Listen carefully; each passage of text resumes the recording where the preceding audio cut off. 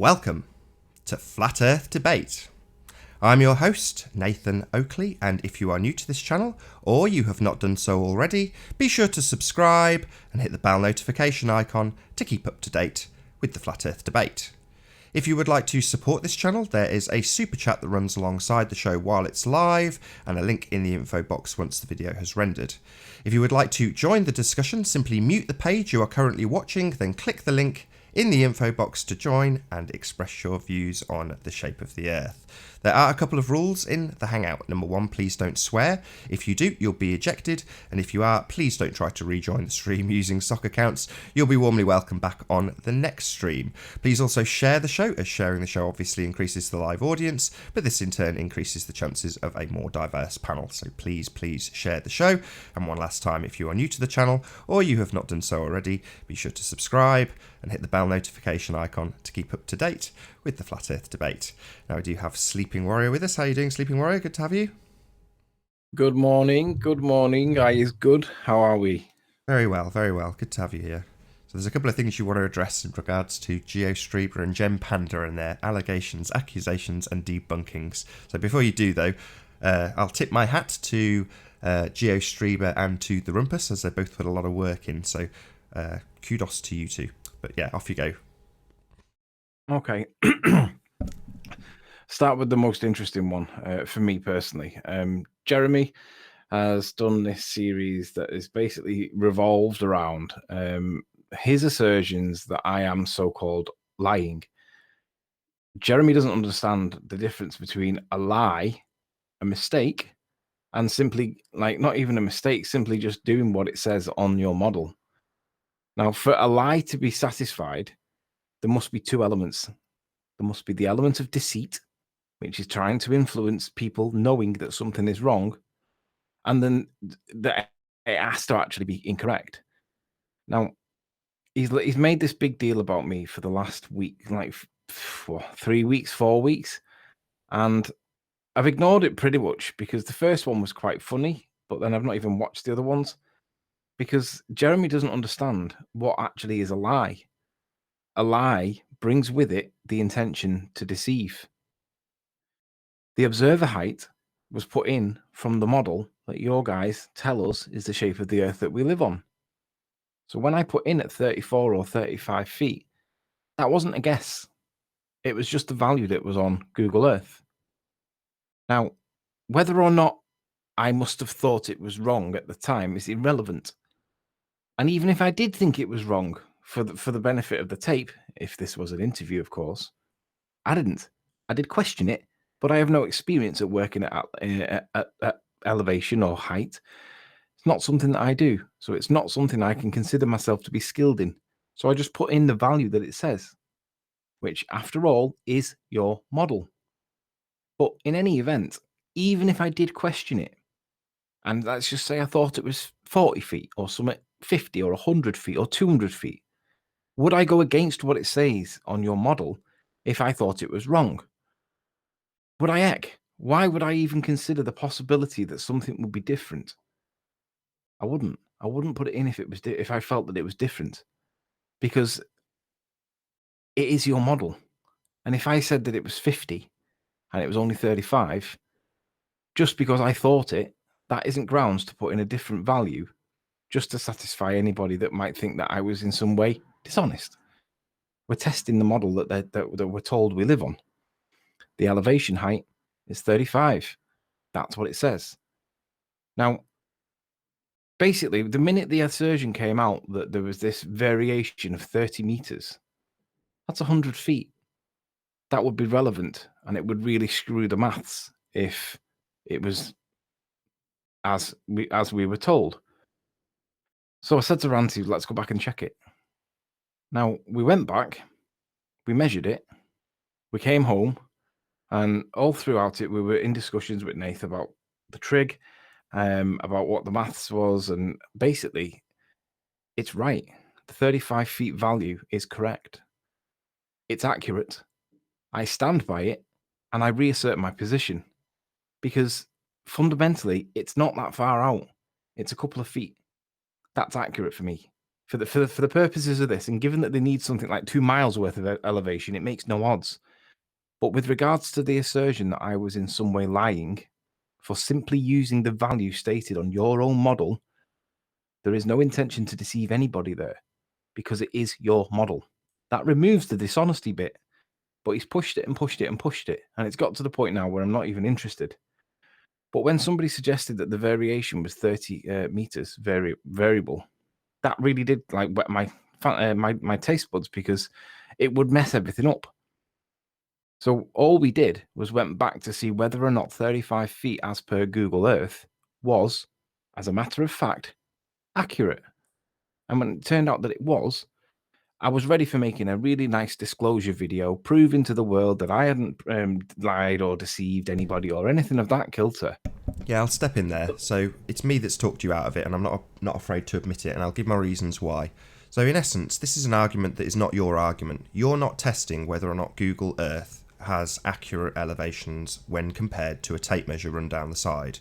Now, it's all well and good that you've gone and measured it, and it's all well and good that it does match and Google is suitable for this purpose. In other words, we can use the measurements given on Google Earth. What actually happened once this was sort of done, once they'd got back and I had to think about it, I thought, why would you want to release this information to anybody? None of your position has changed. So it was more that when the conclusion was drawn, which was that nothing has to be altered. There's no disclaimers needing to be made. There's no retractions needing to be made. There's no alterations having to be done. We don't have to redo any of the QED videos. We don't have to do anything. Literally nothing has changed. So at that point you think, well, what is actually the benefit of releasing this information so that it can be scrutinised when it's not part of our argument? It's part of their argument.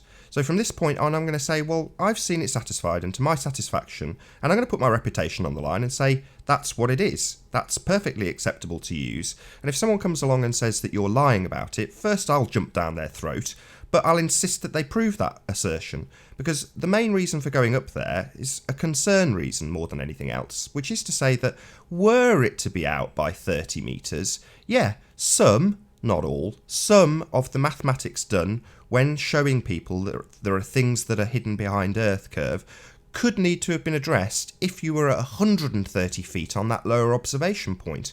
And if you're 100 feet out, 30 metres is what Google quotes, then yeah, there's a good chance that we might be wrong about some of the mathematics we did prior to now. Now, I say some, maybe some, it might not be any, because I seem to remember giving accounts for people who were saying you're over 100 feet, and us having to do the maths on that anyway, so at some stage we would have done those maths anyway. But in reality, every single figure that's been plugged in regards to the observation points has been correct. And every time somebody's challenged you on it, you've said the same thing. I've got a couple of observation points. What Google says is the absolute maximum I can ever be at for this observation is 52 feet. And the observation, I think, really early on that you actually put a figure to on your first video was 34 feet. So in actuality, you've only ever really claimed one actual measurement. And they're all based on exactly the same thing, which is the thing we're testing. You're testing, I'm testing, everyone in Flat Earth is testing, which is the globe.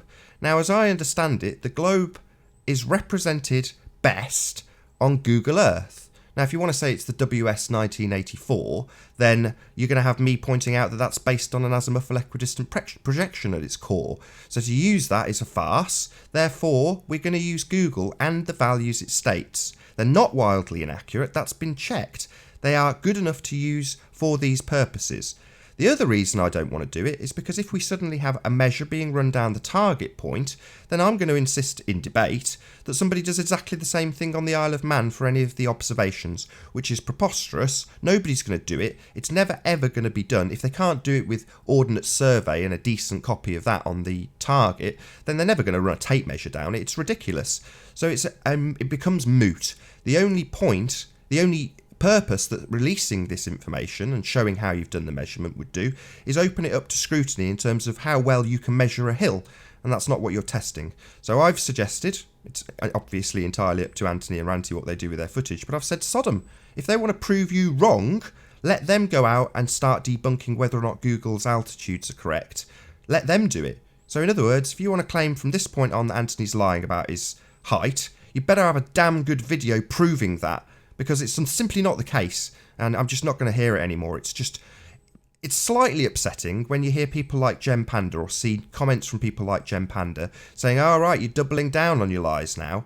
And you think, right, that's it. I've lost all respect for you, Gem Panda. You've basically gone out of your way to smear somebody using absolutely no evidence, and you're completely and utterly incorrect. There's nothing wrong with what Anthony has done, even if it was wildly inaccurate, which it is not. So to claim that he's lying, to claim that he's fudging his altitudes is just complete nonsense, and anybody who asserts it from this point on is a total and utter disingenuous liar, and you'll have me pointing that out. So that's the reason why I'm telling them not to release it. I don't want to add fuel to a fire that is not beneficial to an argument that points out that the Earth is obviously and observably flat. That's what we're trying to demonstrate, and it's been demonstrated adequately using the measurements on your model. That's the only assertion ever made from this side. That's the only thing being tested. If anybody else wants to go out and debunk the altitudes on Google, be our guest, show us. But from this point on, it's just not going to be an acceptable rhetoric for people to just claim, without any evidence whatsoever, that Anthony's lying about this, because he isn't. He's just using the values on the model. And ultimately speaking, having tested it, having verified it, having made absolutely certain that it's not wildly inaccurate, we can come to the exact same conclusion that we've come to all along, which is that we are seeing things at vast distances that we shouldn't see, should be obscured by Earth curve and are not, are now deemed holographic representations of things that are not there on the heliocentric or sphere models. So you guys have got to do a lot better in terms of debunking the actual presentation that proves the Earth is obviously and observably flat, rather than talking continually about some complete nonsense which is totally farcical, totally incorrect, and from this point on will be labelled as lies and deceit should it come up again. So there's my piece over. Nate, just share my screen a sec. This whole observer height issue came from this still in the picture. And I remember Jeremy mentioning at the time, he took issue with the words, according to Google Earth, it's around 35 feet tall. Now, I put that in there because that was just showing people where the citation came from. But Jeremy interpreted this to mean that Anthony obviously thought that it was higher because that's why he's distanced himself from it. So that, in Jeremy's mind, that was what Jeremy thought was equivalent to the dishonesty, because that's what he thinks I was doing, distancing myself. And in actual fact, all I'm actually doing is showing that the value given on Google Earth is 35 feet tall. Now, that is what you are expected to do. As a flat earther, you are expected to show your location, which I have, and show what the height is, which I have. And I furthered it by showing it on Google at some point in the video, and I actually put the letters under it saying the height according to Google was whatever it was. I'm just going to try and quickly get through it now to find it. But the point is, Jeremy took issue with the way that this was presented. Now, at the end of the day, there you go. Fact 2, at a height of around 34 feet. Now, depending on the exact pixel that you put your hand on, one it'll say 34, the other one will say 35. But it's not, it really is beyond any doubt when you look at this element here and you can see where the picture was taken from. You can see that whatever the height is on Google is what I've used. That instantly negates the argument of being a liar, because it's citing your model. Now, I let it go for ages because Jem can be a bit of an idiot, but he carried on and carried on and carried on and carried on. And what he's trying to essentially do is discredit me at all costs. And that's the only thing that you can do, because there is a whole heap load of curvature missing.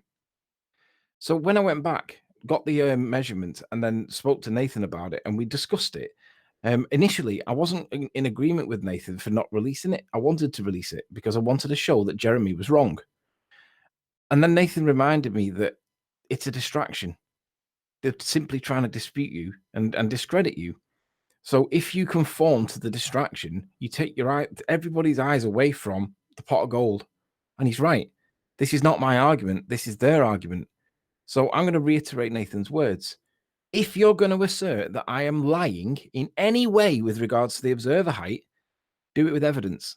Go back there, use your fuel, your time, your efforts, your messing up or whatever, and go and do the observation.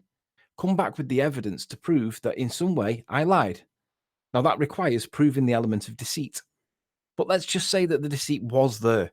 Let's say that I did have the intention to deceive.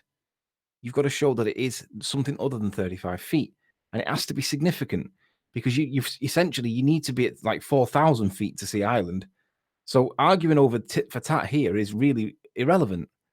So what I'm going to say is, if Jeremy carries on with the assertions that in some way I've lied, I want you all to ask him for the evidence to prove that it's wrong, because I've been back with Ranty, I've measured it, and it's accurate. And really, that's all that needs to be said. But because of his attack and this nonchalance, messing around nonsense that he's doing, it's just got to the point where it's become irritable. And it's like, Jeremy, you can't even prove that I had the intention to deceive, let alone that the hill is bigger than 35 feet.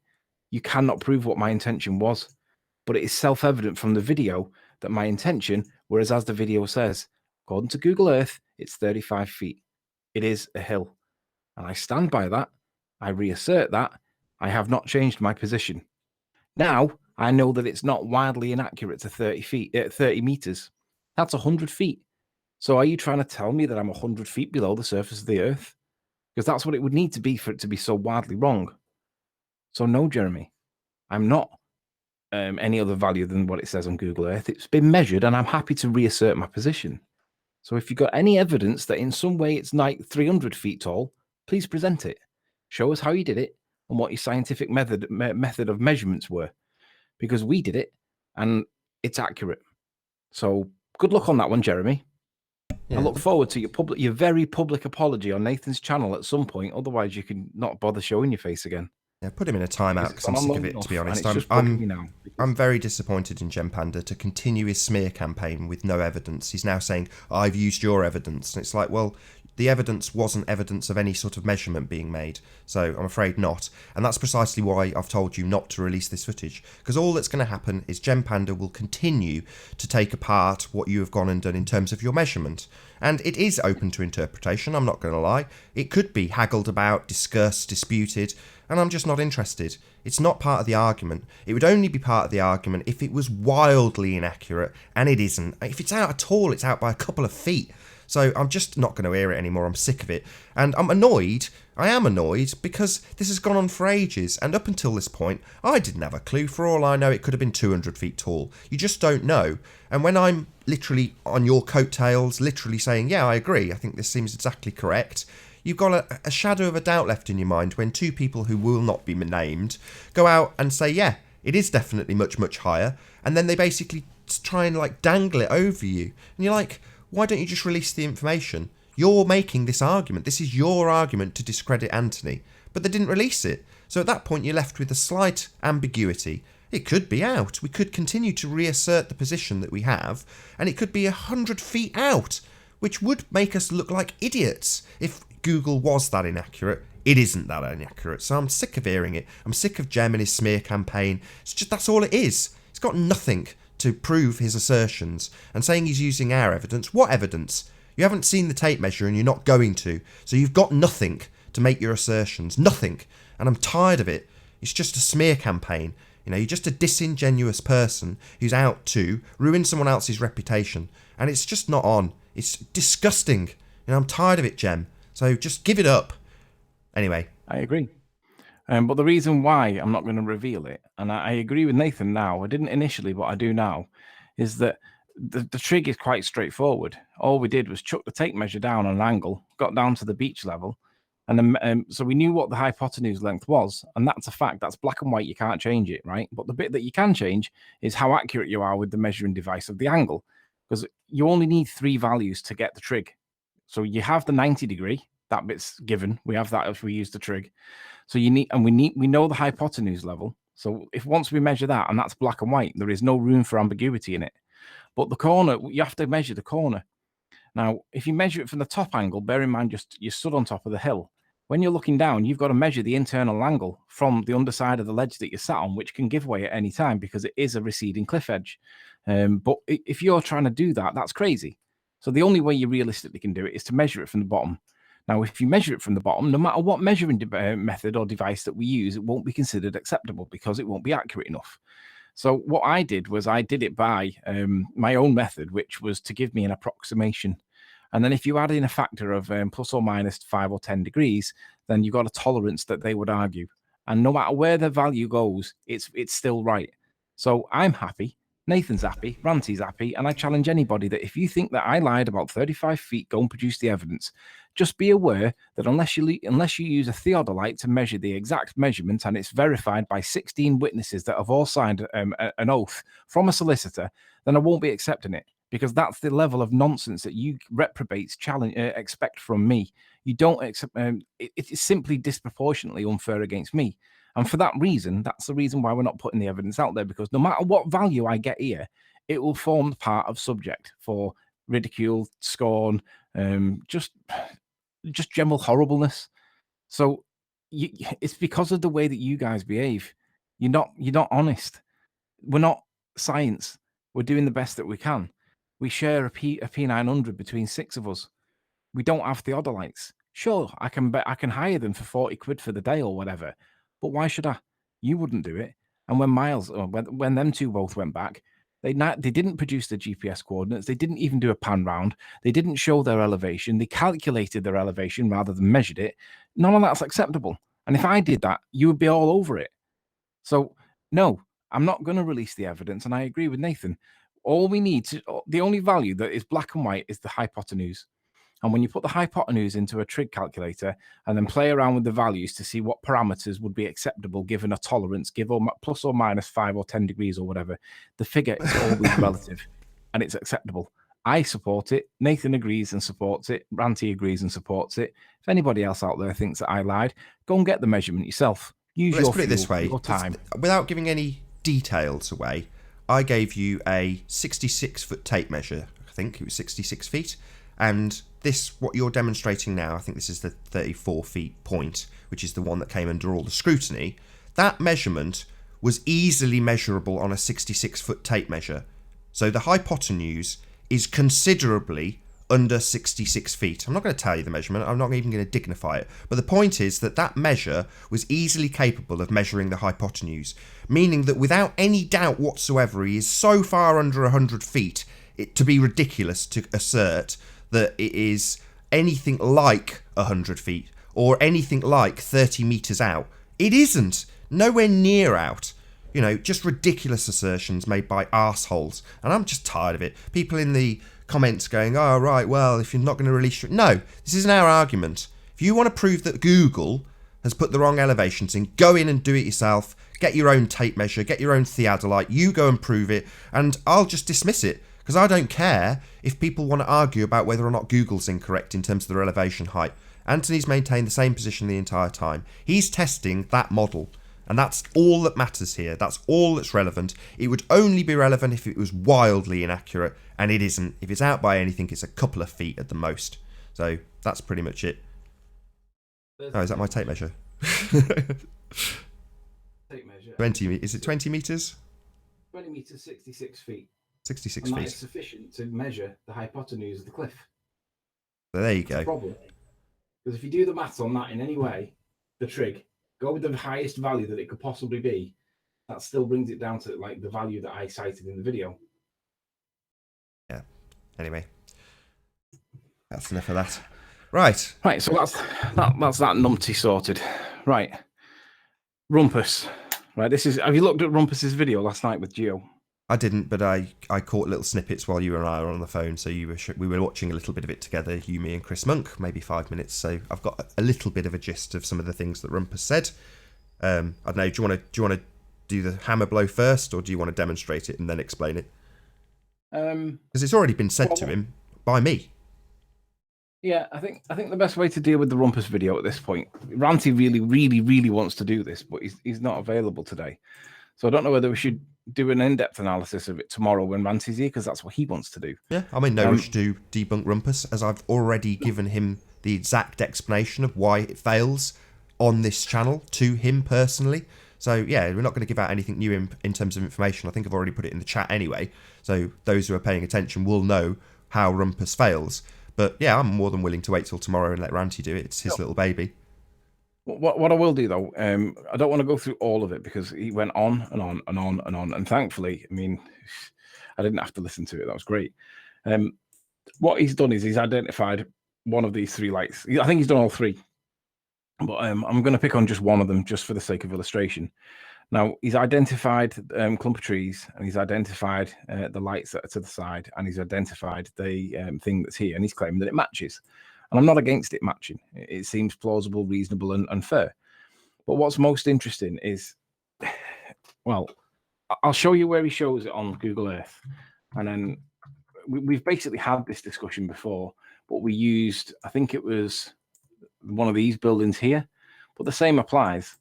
So the clump of trees that he's identified are these ones. They sit at an elevation of 637 feet, and they are on the top of the hill. And I would agree that would match. But this is where it goes wrong, because can you see, Nathan? I mean, is it me, or is there like 3 lights there with maybe a smudge on the right hand side and another one there? But fundamentally, it's not. There's nothing else in this locality that would be. Oh, there's a town there. There just appears to be 3, and then 1 or 2 other smaller blemishes that would not constitute anything significantly big. Is that a fair description, would you say? Yep.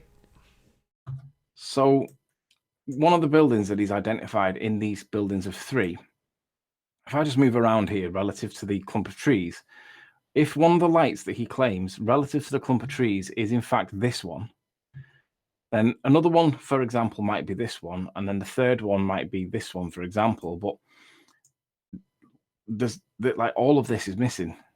That is not present in the evidence. Now, Rumpus's claim, and he's preempted this, and he knows that this is going to be contentious. He's preempted it by saying that it's all fell into a ravine.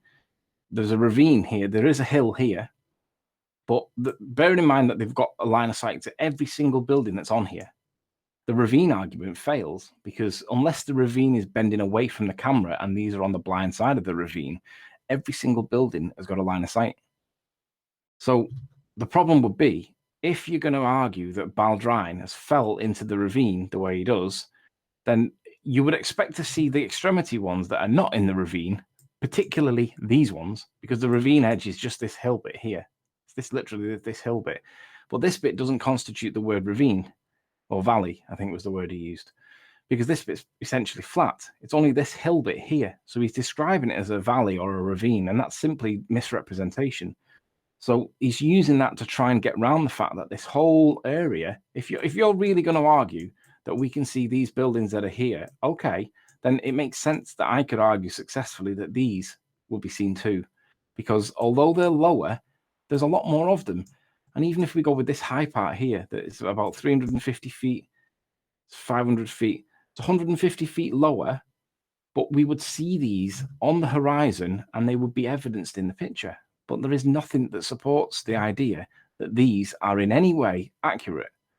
Now, if they are accurate, the trees sit at an elevation of 630 compared to this one that sits at 500.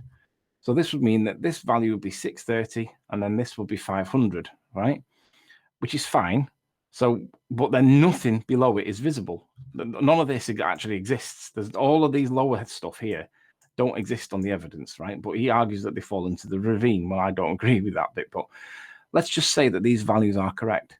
So we've got 635 Sorry, I just want to correct feet. you there. He said it kind of sits in a ravine. He said it's all very complicated. There's lots to be explained about it, but yes, I won't do that now. So Rumpus didn't actually give a decent explanation to why he's claiming we can't see any of this stuff. He just showed a profile of the elevation and said it all sits in this ravine. And then we went back immediately and checked that claim, and it failed completely. So what I'm going to show now is where Rumpus's claim fundamentally fails, and it's really easy to do, and it hasn't changed from the last time he presented this. All he's done is moved it a little bit, and it's all very well saying how accurate and careful he's been with his calcs, but if they don't match real world, all he's been is carefully wrong. Do you know what I mean? It's got to match. So we've got a distance of 38.62, right? Now this isn't that difficult, but you're going to have to imagine, you're going to have to use your mind to work out how much we should see. 38.62 is the distance. So 38.62. Now the viewer height now becomes an issue because I'm not sure. Gio was in chat. Gio, if you were able to tell me what the observer height he used was, it would be great because I'd like to know what he actually used. But I'm going to reassert my position. I'm going to stand my ground and say that the element that we gave you, it was the higher value, was 52. I'm standing by it. Unless somebody can produce evidence to the contrary, 52 is all it is. So I reckon he's done at least 100, maybe 150. He needs 400.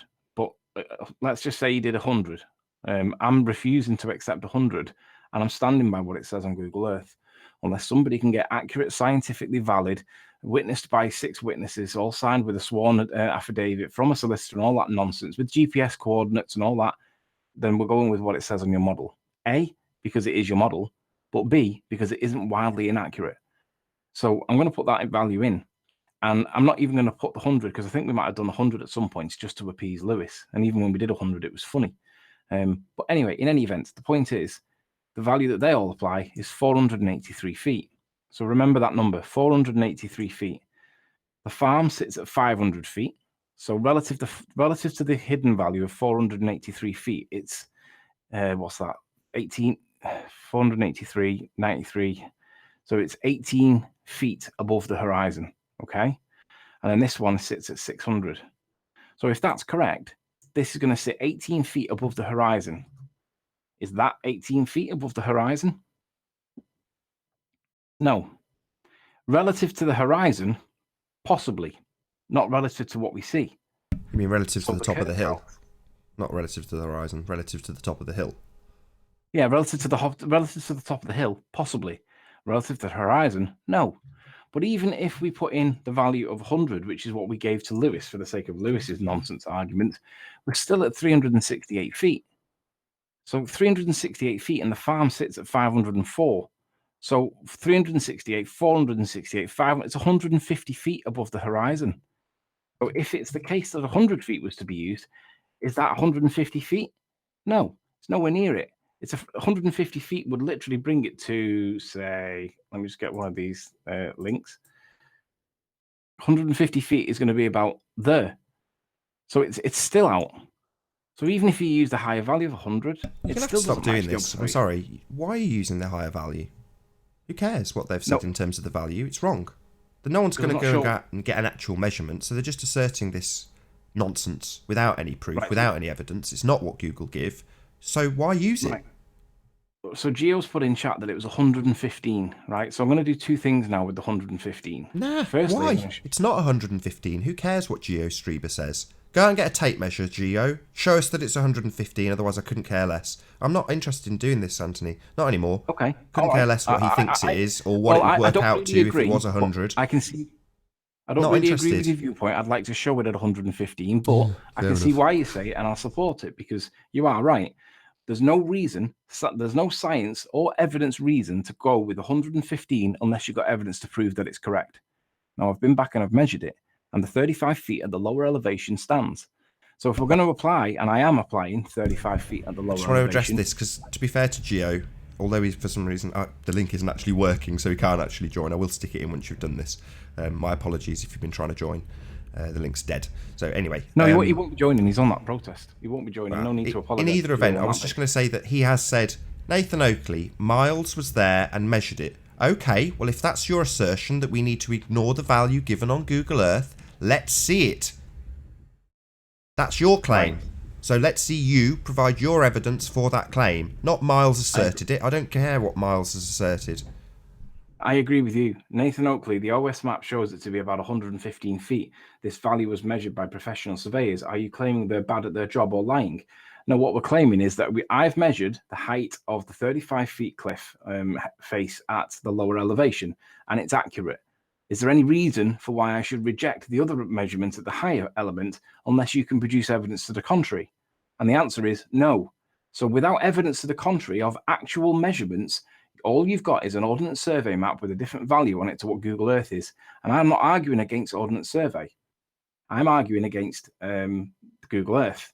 But if you are going to use Ordnance Survey at 115 feet, then we should be using the Ordnance Survey for the elevations down this neck of the woods as well. We're not checking Ordnance Survey. I'm not interested in what they say. I'm interested in, does your model do what your model says it does? And the answer is, of course, no. But even if he's used 115 feet, I was quite happy to show what that 115 feet does, because it doesn't bring these things high enough off the horizon to justify it being 115. He needs at least 250. Well, 235. Just one other point. I said this earlier. WS 1984 has an azimuthal equidistant projection at its core, so if you're going to cite things that have used the geodetic datum, i.e. the Ordnance Survey maps, you must accept that that is based on an azimuthal equidistant projection. Now, I don't accept that as a flat Earth model, but it's a point that a lot of other flat earthers would jump all over, so I'm going to say it again. The WS 1984, the datum that is used to produce the Ordnance Survey maps in most instances, is based on an azimuthal equidistant projection, not a globe. Now, Paul, tell us how you measured to mean sea level. Well, given that the Metabunk calculator is based not on mean sea level, it's based on the actual sea level, whatever the actual height of the water is. If we get down to the highest point that the water can possibly be, and Miles goes back and does his observations when it's at high tide, there is no issue. We don't have to get it down to mean sea level. We only have to get it down to the highest tide level. Chris. Google takes it from mean sea level. That would mean we would take stuff off. Yeah, this is it. This is why I didn't want to get into the tape measurements, because while your side of the argument, although this seems beneficial, and I'm not going to lie, is that if you've got the measurement of the hypotenuse, you can obviously say it's less than that. You know, once you take, that's the biggest angle on the triangle, the biggest length on the triangle. Therefore, it's going to be less. And you're going to have someone like Paul come along and say, well, what about the sea level? Yes, correct. That would add up more. But the two are going to average out to about the same. And it's still not putting Google out by 100 feet, even if it was 10 feet out when you added on sea level and minused off the calculation for the hypotenuse to get the actual drop of the height that he's taking the observation from. So it's 6 of one, half a dozen of the other, and it's never going to put him anywhere near 100 feet from that observation. Just nowhere near. No amount of fudging is going to get him anywhere near the heights you've claimed. None. Well, in any event, their argument with the Metabunk calculator is that it's the height above water, not the height above mean sea level.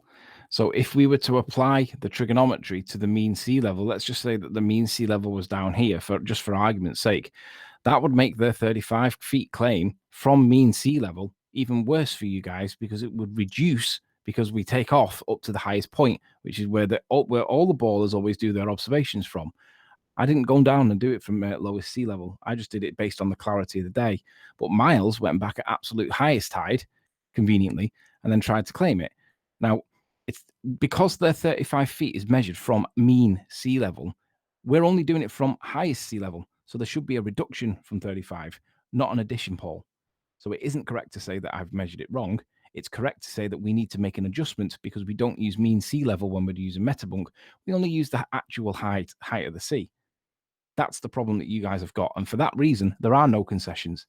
So when it comes to these dots here, and we come to Rumpus's maths, he's used 115. Well, there is no scientific or evidential reason to apply anything more than what it says on Google Earth. So unless you guys want to go back and measure it somehow, send Miles back, and then he'll measure it and then not come back with the information for weeks, if at all. But there is no reason in evidence to use any value other than what it says on Google Earth, because that is what we're testing and it is accurate for this purpose. And I stand by it. I couldn't say that before because it was a fair critique, but I'm not saying it anymore. I'm now saying that we're going to use the 52 feet cited on there, and then you can have a variation for the tide, and we'll put it up to 60. That's it. You're not having any more. I don't see why you want to use a variation for the tide when Google has it pegged at mean sea level. That's where they're saying they've got their measurements from. That's what Chris said. That's why he used whatever it was, 50, 55 or whatever he put into the QED demonstration. I think it might have been 52. But again, why give them anything at all? We're using their model. That's what their model states. That's what the figure will be. So we'll put it back down to the 52 that their model Just don't see why you should concede anything. If someone comes along with evidence and digs a trench from the sea all the way back to that cliff and then runs a tape measure down that bit, or as you put it, go out with a theodolite and a surveyor and get it absolutely to the inch, then, other than that, it's just total nonsense. It's just an assertion that people want to make. They just want to make their maths easier with no evidence, none. And there's no justifiable reason whatsoever to change these numbers. You know, when it was Ordnance Survey, I was like, let's insist on getting it into those rings and finding out what the value is, and then doing the same on the target height. And that's the number you use. You know, if it says 40 on an Ordnance Survey map, you use 40. That's it. End of story. That's the number. That's the reference. That's the way that people, when they see it demonstrated, can go back, have a little look, and see where the figure was referenced from. Not where the figure was referenced from plus some ad hoc adding and subtracting. It's just nonsense. You know, it's simple. We're testing your model. Those are the model values. If the model's wrong and they're giving incorrect values, you go out and you prove that. Because I'm not interested at all. And the other thing is, Gio just says in the chat now, he says, oh, where's my chat window gone? He's just said, there it is. We don't use Google Earth for height measurements because we have more precise tools. Well, I don't care what precise tools you've got. You haven't got any evidence. I do. I'm interested in that. If you want to go and measure the cliff at St. Bees with your really precise tools, and you want to go and measure the Morgold Lighthouse with your really precise tools, we've got a fair playing field on both sides. However, if you want to go to the nth degree, dicing up the observation position with a tape measure and with theodolites and all sorts of other lasers or whatever you use, and then you just want to go to the Ordnance Survey leisure map when you're looking at the target, I'm going to laugh at you. So in other words, be prepared to get measurements for both target and observation position if you're going to use this method. Other than that, I'm more than happy to use Ordnance Survey and point out to you that it's based on an AE projection, or we'll use Google Earth. That's it. Those are your reference points. Those are your figures. I don't care what people want to add or subtract anymore. We've gone beyond that. This is nonsense now. It's just people who want to smear you. That's the only real purpose here. It doesn't add anything or subtract anything from your argument unless Google's wildly inaccurate, and it isn't. So I'm going to stop ranting and actually sort out this link. It's been broken for the entire show, so give me 2 secs. It's okay. But my point was that even if you have got measuring devices that are more accurate than Google, you haven't got any evidence based on them accurate tools, have you? And that's fundamentally the point. So I don't really care whether you have got more accurate or not. What matters is, have you got any evidence? And you haven't. And Paul, but you measured to verify Google, didn't you? Well, we measured to see how accurate or inaccurate the claim of the 30-meter variation on the elevation was. Because you guys apply 30 meters as the absolute maximum, and I find that simply preposterous. So you must have measured to mean sea level, yeah? Otherwise, you didn't verify Google Earth, and your assertions are baseless. No, that's correct. We didn't measure it down to the mean sea level because the sea was halfway in, and I didn't have a long enough tape measure to do that. So I only measured it down to the beach. Now, the problem with that is, yes, Google did measure the 35 feet down to the mean sea level. Now, I only did it down to the beach, which is higher, but I still got a value that was consistent with what their value would be, whether you're putting the math or not.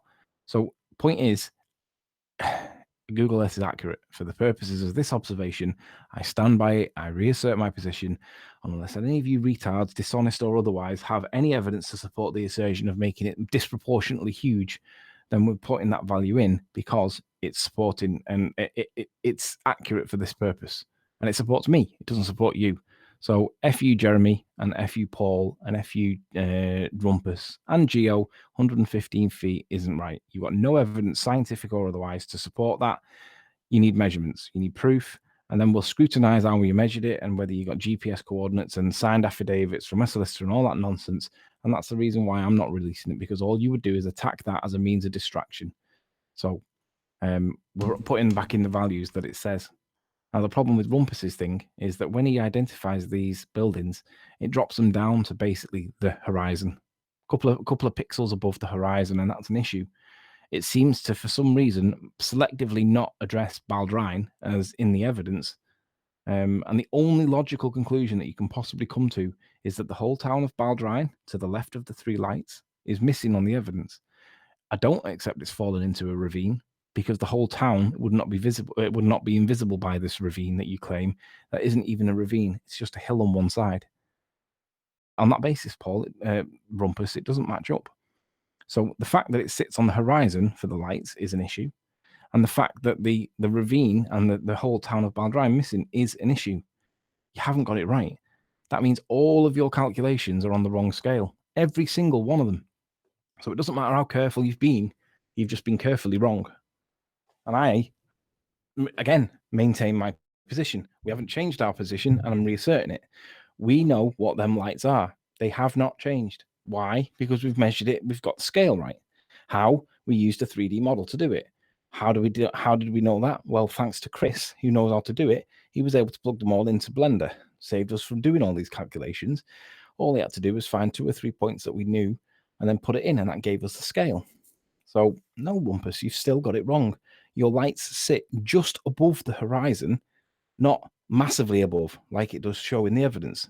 Baldrine is not shown in the evidence on your observation point. I don't accept that the ravine would magically make them all disappear. So on that basis, we're left with nothing, Rumpus. Your whole representation last night that you took, I mean, obviously you've spent time on it, but you haven't got it right. It's wrong. Now, I'm not even going to go in any further because Ranty wants to take the glory tomorrow. But the point is they don't sit above the horizon. There is enough elevation above the horizon that we see that proves that your scale is wrong. And even if you were right, just represent my screen, Nath, if you would. Because this is the crescendo of my point, and then we can sit back and relax for a minute.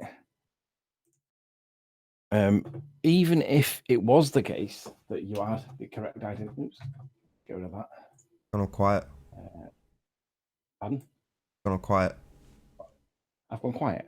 Yeah, I don't know if you just moved in front of your mic, but you went all quiet. Oh, sorry. Yeah, that's right. So even if it is the case that Rumpus has got the lights correct, and my position is that they're not correct, when we look back at the evidence, the problem that Rumpus has is if these lights are where Rumpus says, that means that we can limit and see what these points are. So let's just go back to Google Earth and then look to the left, and we see that there's land here behind that's higher. I'm not going to reposition it all because I just can't be bothered. But the point is, this land here would mean that would be this. So if you're going to go with this as your point, great. But where's the rest of the land? Because there is no more land. But in the evidence, you can see that it would take you to about here somewhere. But all this other land is still yet to be accounted for.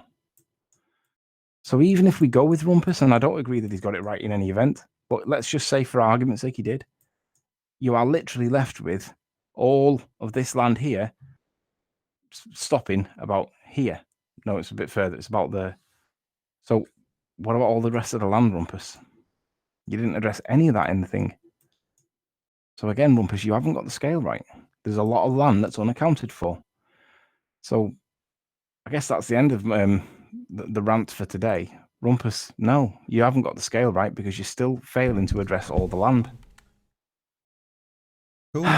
So I'll do a quick link as the actual link to join the show is now definitely working. Let's just put that on that.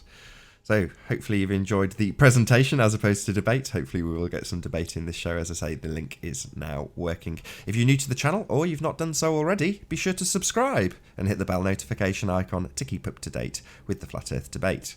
If you would like to support this channel, there is a super chat that runs alongside the show while it's live and a link in the info box once the show has rendered. If you would like to join the show, simply mute the page you are currently watching, then click the link in the info box, which is now there, to join the show and express your views on the shape of the Earth. There are a couple of rules. Please don't swear. If you do, you'll be ejected. And if you are, please don't try to rejoin the show using sock accounts. You'll be warmly welcome back on the next stream.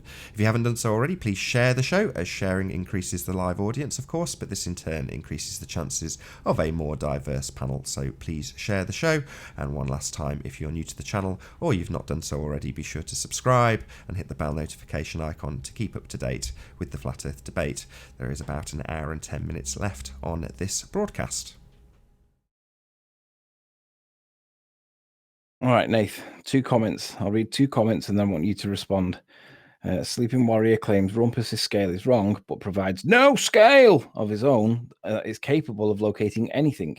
Show us how the bearings compare with the non-existent scale that you're using. Nath, do you want to address that? Well, there's a couple of things that we pointed out to the Rumpus, which is that as he's looking at his scale and as he's picking out these items, he is not accounting for parallax. And as he's self-confessed, there's no zoom function on Google. Now, the extent that Chris has gone to is to program in the exact camera and its focal length and its zoom at the time that the image was taken in order to get the correct parallax.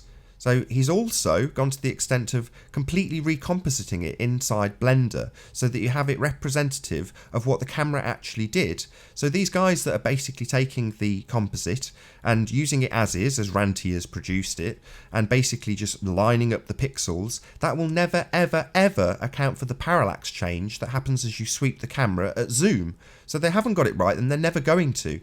The effort that Chris went to was literally to unstitch, pull apart every single frame and match it on the arc that the camera sweeps through, and then program in the exact camera that was used and the focal length and distance at zoom so that he could correctly match up all the parallax and get it all to work and look correct as you sweep through the image.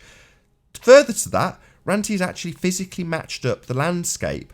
So we've said this before, but Google has to be representative at the short scale, close in, when you're looking at things in relatively fine detail. It has to match. You're not going to have somebody from Baldrine or Balacanal come along and go, that doesn't look anything like what my edge of the cliff by my town looks like as I go past in my fishing boat. It has to represent reality from that perspective. So from that point of view, when Ranty's matching up close scale with what we actually see in the image, and it's identical, it's very tough to argue with that. So for the guys, I keep seeing these in the comments, the people that go to Peak Finder, this is something else Chris can do. You might remember the name of the type of presentation he did, but he did this for us literally yesterday.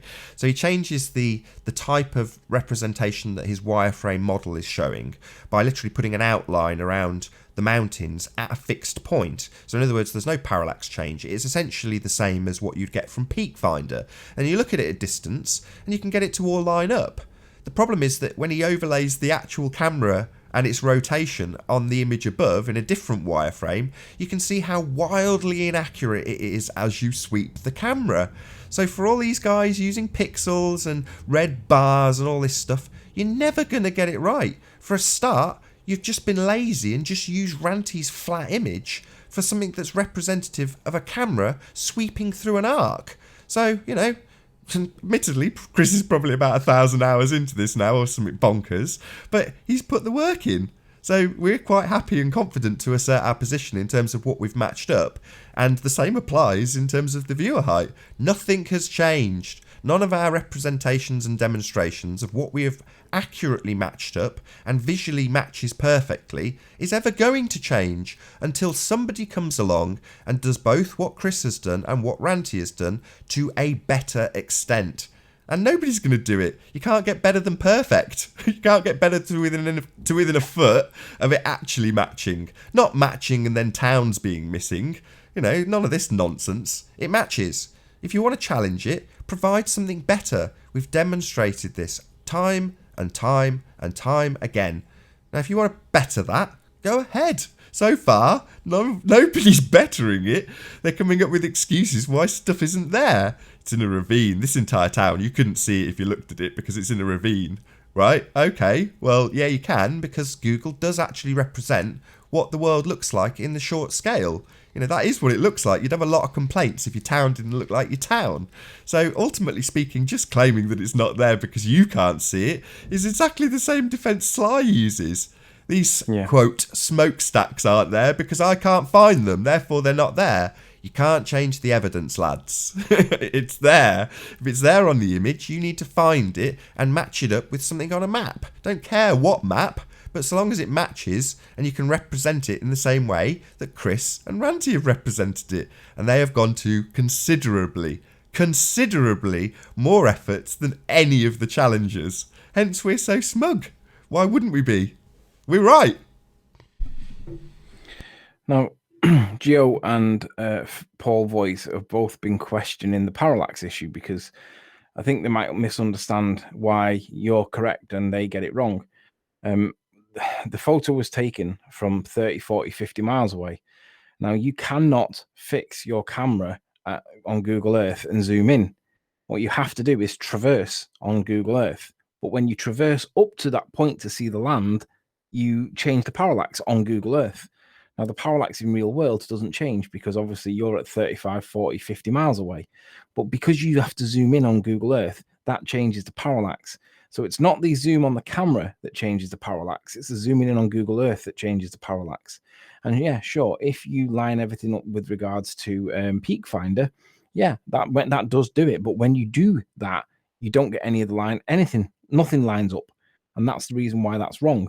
You have to do it as though you're stood where the camera was when it was zoomed in, but that changes the parallax. So it's not the zooming of the camera that's changing the parallax. It's the process of moving your observer on Google Earth that changes the parallax. So we're not saying the camera does it. We're saying that it has to be done by Google because you can't zoom in on Google. So Gio's got it the wrong way around. So as Paul doesn't understand it. That's the reason why they can't identify any of these buildings and show them as consistent with the evidence, because they're getting it wrong. They've got the scale wrong. They've always had the scale wrong, and Renee has the scale wrong because he tried to. And there was one other guy, the liar, the key liar, the one that publicly tried calling and making a big deal over Ranty. He does the same thing. He doesn't even identify the buildings to allow us to test his scale. He does all the calculations and all the pixels and all this nonsense. And when I asked him to produce evidence to prove what the buildings would be, he's ignored it. So I've removed my comments from his video. I won't be even mentioning his name. He isn't worth it. And I don't want anybody to go and look at his video because he isn't worth the exposure. Sleeping Warrior, I didn't use Google Earth to calculate my bearings, so you barked up wrong. So you're barking up the wrong tree. I'm not saying that you did use Google Earth, but you have to use Google Earth to match the evidence. Because if you don't use Google Earth and you're expecting us to just accept what you're telling us to be true, no, Paul. We've matched it up with the Google Earth. We've done it relative to the observer, which does change the parallax, which is why we didn't use the peaks.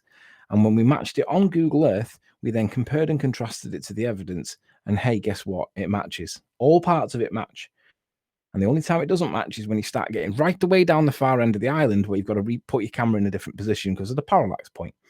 But in any event, you guys can't match up anything because you can't identify the three lights and you can't get them high enough off the horizon to match.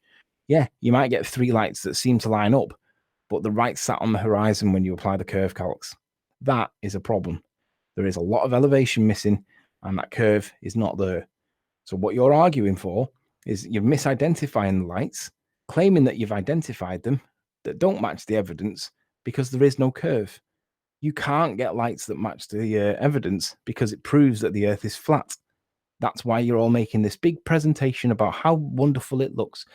And let's be honest, Rumpus probably spent the whole presentation criticizing me, saying, oh, I don't understand this and I don't understand that, failing to acknowledge or realize that what he's claiming, he's identifying, is wrong. It does not match. You can't have a whole town swallowed up by a ravine that isn't even a ravine. It's simply a hill on one side only. So that's basically Jeremy, and that's basically Rumpus dealt with. I don't know what else we need to talk about now because there's nothing else worth mentioning in terms of the that contentious point. But just in case anybody's unsure, I stand by the 35 feet. It's not wildly inaccurate. It's not 35 meters worth of inaccurate or 30 meters of inaccurate. It's 1 or 2 feet at the most. On a different note, so just so people in the chat are aware, I've got no issue with anybody saying whatever they like. The chat is a free-for-all. You can literally say anything. If you want to badmouth me and say disgusting things about me, you're welcome to. I don't care. All I'm asking is that you don't fill it up with smileys, because it just means that no one can see anything, because it's all smileys. So that's all I'm asking. I will stop timing you out regardless of what you say if you just stop spamming smileys. That's all I'm asking. I understand if you want to get it out of your system and do 1 million of them now, I'll let you. But please, please stop spamming smileys. I beg of you. Sleeping Warrior is being dishonest, right? So using that word, Paul, you've got to prove that I've got some element to deceive, okay? So let's see the element of deceit that you claim that I'm producing. He's diverting with a non-existent parallax issue. No, it's prevalent, Paul, because if you don't do the parallax issue, you line it up with the peaks from 30 miles away, but you can't see anything because you can't zoom in on Google Earth. You can't identify anything. because Google Earth doesn't have a P900 zoom, does not allow you to do it. So you have to address parallax. It isn't a non-existent parallax issue.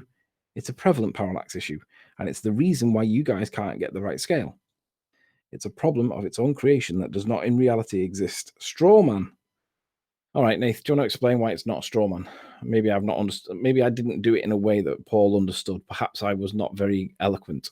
Yeah, give up on him. I'd Okay. rather sit in silence. Paul. If you don't get he it, wants Paul, to join and honest. present That's his point in a more coherent way than in amongst the smileys, spammers, and keyboard warriors, then, you know, fine. But I don't know. I'm rapidly losing interest with these people who claim to be boycotting. Oh. Okay, so in that case, then let's change topics. Let's up the gear a little bit, and I'd like to just reassert the position that if the Earth was in fact a ball, and we were in fact spinning, you could get a gyroscope and you could head east, and it would record a speed of 15 degrees per hour when you were stationary. If you headed east, you would get double, and if you headed west, it would get halved, and that would prove the rotation of the Earth. Guess what? Friction in the bearings is claimed as the reason for why it doesn't do it. Well, John Savage showed that the friction in the bearings were perfectly adequate to demonstrate the 15 degrees of rotation in an hour. So it's nonsense. So why does a gyroscope not do anything when you put it stationary on a windowsill? If you drive east, it doesn't change. If you drive west, it doesn't change. Planes all over the world would have no purpose for a gyroscope if they were flying around a ball. Fundamentally and principally, it fails to do the thing that it would be expected to do if we lived on a spherical ball. We don't live on a spherical ball because gyroscopes would show it. There is no rotation. There is no curvature. If there was, gyroscopes would be the proof. They don't do it. Gravity. Nobody can isolate gravity as a force or a whatever you want to call it by science, because if they could identify it, they would be able to show it, and they can't, because every time they try showing something gravity-wise, it's density, and they can't prove otherwise. Anytime they try doing it, it's always in the International Space Station, and anything in International Space Station generally is considered to be lacking credibility because we know that they lie. So whatever's going on inside that tin can that's floating around in space, they say, none of us can prove what's really going on because it appears to be underwater at the best of times. And even when it's not the best of times, it looks like it's a vomit comet or similar. So this nonsense to do with gravity being demonstrated by the International Space Station, that's about as credible in evidence as it is saying about arguing about going to the moon on the Apollo moon missions or 9/11 or Paul Voigt's maths. So the reality is gravity, they can't prove. Rotation, they can't prove. Curvature, they can't prove. And you have these people Molten in chat iron telling core. you that we're in a ball. Say again? I say molten iron core they can't prove. Oh yeah, I'd forgotten about that. Paul Voigt claims that we still have this molten iron core, yet still hasn't produced any evidence to show that molten iron self-perpetuates itself, even just molten state, let alone supercritical. But apparently supercritical is too high for them to be able to prove it. But molten, still no evidence to prove that molten iron is capable of self-perpetuation. It's a joke. And then you have all the people that follow. Mike Bardos. Please finish your Venus argument from a few days ago. Something about looking at Pluto once the sun goes down. All right. So if you think about if you line up all the planets in the solar system and you put them in a straight line, you've got the sun in the middle, you've got Mercury, Venus, and then you've got Earth. If the Earth spins on its axis, half the day, 12 hours, it would be facing towards the sun. Half the day, 12 hours, it would be facing away from the sun. When it goes into the point after 12 hours where it starts to face away from the sun, we can't see Venus because we're looking away from it. It's behind us. It's below the curve of the Earth. But we can see Venus at nighttime. That means that we are not facing towards Pluto at the relevant moment. That is impossible on the heliocentric model. And I tell you what also is impossible. If you think about when all the pictures that they show us, the animations that they show us for the sun in regards to the eclipse, They always put the sun as this big ball, and it's always in the distance, and they always show the parallel light rays. And relative to the size of the Earth, the sun is huge. Now, what that means is you could get a marble and put it in front of a car headlight, and that's kind of like the effect that you would get from the sun. So the beam of headlight would dwarf all the way around the Earth. And what that would mean for the observer on the Earth at midnight, you would get around all of your horizon, you would get bleed light from the sun. It would bleed over the horizon, and we would never get total darkness at nighttime because we would get that little bit of redshift that they claim is the reason for the lunar eclipse. That would be passing round, and we would always have a horizon full of sunlight at all times. It would be even at midnight, but you would still see the horizon with light coming from on a funny angle. You would see the light passing around you, and you can just put a small marble in front of the headlight, and you'll see the effect. But we don't see that. Why? Because the sun is local to us. Otherwise, you wouldn't get pitch black. You wouldn't get pitch black night times. Yes, you would be in the shadow, but the horizon would be carrying light bleed all the way around you, and you would see it. So when that doesn't happen, we get pitch black nights. What else is there, Nath? What other things are there that are just nonsense in the nonsense arguments? Curvature. The easy ones that we can Curvature, prove. generally speaking, is a complete nonsense. What is? Curvature. Yeah, curvature. There is no. I mean, why is it curve? Why did they? Right, this is where I'm going to plug Nick's video from Phuket Word. Perspective is the curvature. One of his more recent videos is named or titled something of that nature. Perspective is curvature. Go and watch that because that makes some incredibly good points. I don't agree with everything he says in the video, but the main points that he makes in that video are absolutely correct. So, Nick from Phuket Word, stop it. Nick from Phuket Word's video on curvature being perspective. Go and have a look at that because that's a really good video for anyone that's curious about what is the explanations of a lot of stuff on a flat plane. Lily lies to cover up his past lies. Well, I'm gonna have to go and let these dogs out. The mither in me. Yeah, no worries. Give me 3 minutes while I go make a brew while I'm here. I'll probably end up getting sniped. Actually, what I'll do, if I go and do this, I'm going to end up getting sniped. I'm going to do some shout outs. I don't care either way, like I say. I'll tell you what I'll do. I'll leave the call and I'll leave the hangout in the background and I'll rejoin it in a sec. No worries. All right, I'll be back shortly. Shout out to Paper Explanator. Good to see you. Jamie O'Keefe. Thanks for being here. Ranty's Cumberbund Chrome Domain. He's been timed out for spamming. Presumably the same exact spammer over and over again. PC Police, nice to see you as well. Tony, good to have you here. NASA Says, thanks for being here. Lumberjacks Black. Hello, Renee. Hello. How are you doing? Hello again. Hello. So, who's online? Only you? Just me at the moment. Okay. Listen, have you... Can I share my screen? Push can. Let's just take the whole thing. Tell me when you can see. Yep, we my, see. I got a few questions. First of all, these lights you're talking about, free lights, have you calculated how far they could be apart if they were on a straight line?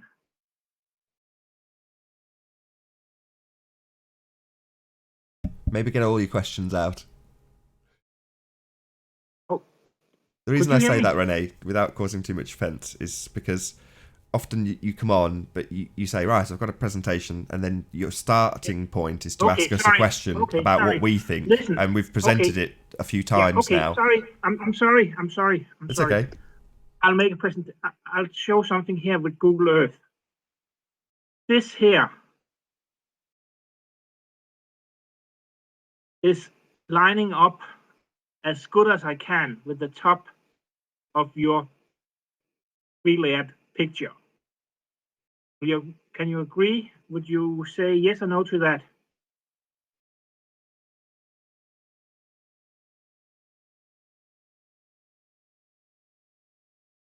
Hello. You are presenting, Rene. Okay, thank you. I'm asking you, can you see my Google Earth? Yes, I can see it. You are presenting. Okay. Feel free to Thank spout your rhetoric, Yeah. make your presentation, but rhetorical questions all the way through is kind of what I'm trying to hope to avoid. So, make your assertions. Okay. Don't ask me to agree with them. Does this look the same as the Google Earth image on your free layered picture? So you're asking me, does this look like what? Does this look like the picture that Anthony took? No, nothing like it. No. Does it look like this one here at the top of the building, top of the picture here, this one here? I'm going to bring it back up and I'll tell you if it looks like it's the same to me. Yeah.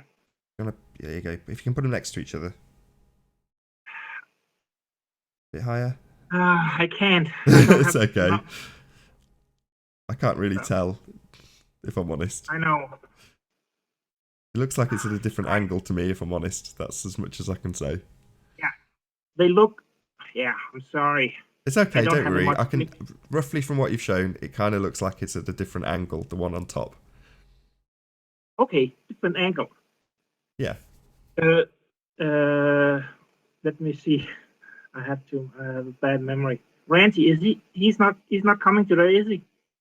No, he's back on tomorrow though. Okay, damn. Well, basically, let's say this is accurate to what he shows me. If I put in Douglas Head Apartments, this is a block I placed on Douglas Head Apartment. So it shows up here. And if I do the same thing with Langlis, it shows up here.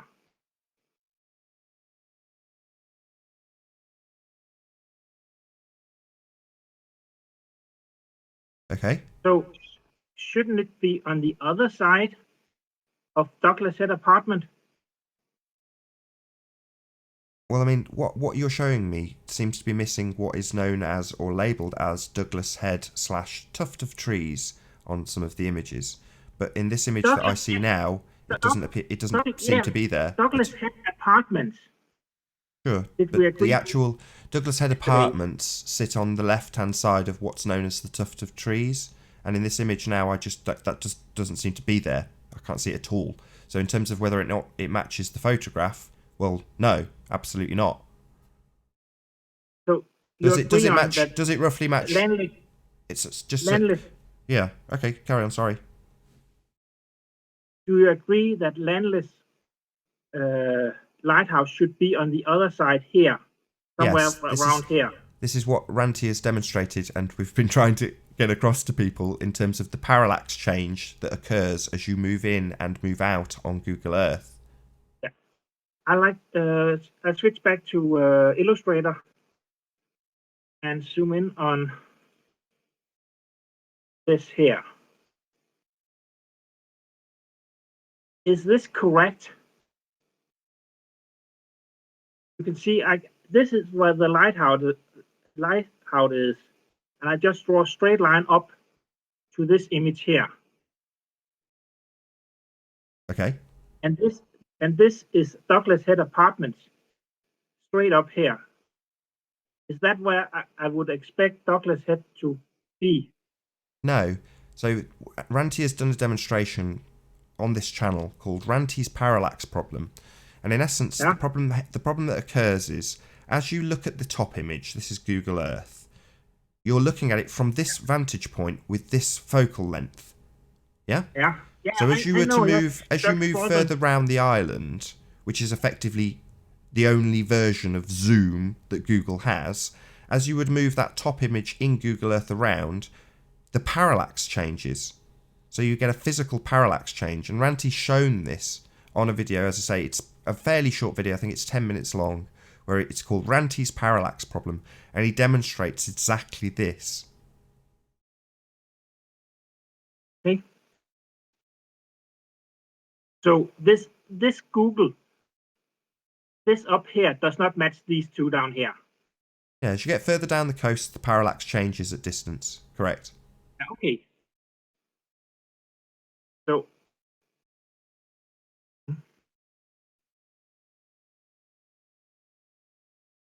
or to put it another way, so basically match... up here, if Yeah. if this is right, then if we could turn on the lighthouse picking up, it will turn up around here. Correct. If you were from this vantage point looking at the detail that's in the close near foreground, then correct. If you were standing... I understand. But the problem with that, René, is that... I was looking at the videotape. Yeah. Where you describe how you made this composite photo. Mm-hmm. And I got the impression that this was how you found some of the points below. No. So in terms of where the locations have been marked out, what Chris has done is he's taken a LiDAR map and an overhead view of... it's a flat still, but it's obviously representative of the sphere that is presented in Google Earth.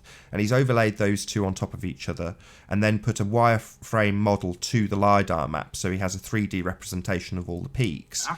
And then he's triangulated those after curving the actual flat composite, the bottom image, the actual photograph. He's curved that round the curve that the camera would actually sweep through, and then matched it all with the focal length of a P900 at the zoom it was at, so that he can correctly match the parallax. And that's when we're identifying the buildings, that's how.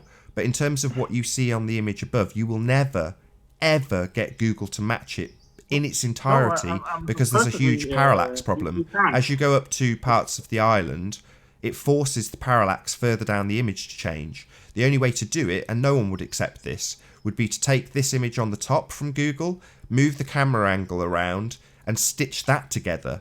But no one's ever going to accept that. So the very best compromise that Ranty could find using Google Earth was this. Was that one? Okay, yeah.